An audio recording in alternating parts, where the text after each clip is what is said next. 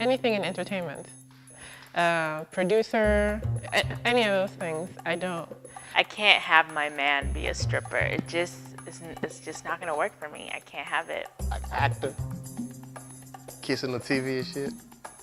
I don't know that I can sit at home and just be watching y'all on TV do shit with my wife. Like, hey man, get your hand up my wife.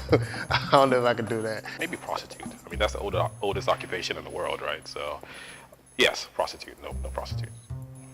You know what? At first I was thinking stripper, but there's this one girl that I met and I considered dating her. Well, you can't be a stripper. That's kind of weird.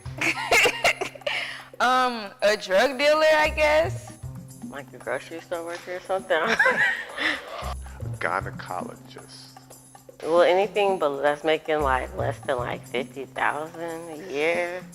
It's too much to maintain a relationship with someone in entertainment business, and then also as like a firefighter or like a cop or military, I'd be worried about you all the time, and that'll stress me out. So I am not against strippers at all. Y'all are flexible. Y'all can dance. Y'all can twerk and pole. I know like some women are really gross and they're gonna like just like want his balls on their face and stuff.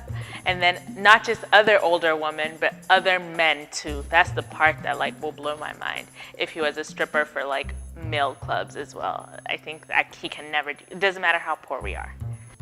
Don't show this to my mom. I'm just saying, I'm just not gonna discriminate against strippers. I mean, yeah, it's a lot of money, but shit, we go find some other way to make money. Okay? Okay, baby? She could be whatever she wanna be. I mean, I don't wanna have to control her life and say she can't do this and she can't do that. I think it's important that if I truly, truly love her and she truly, truly loves me, we could be in whatever occupation we choose to be and be happy with each other.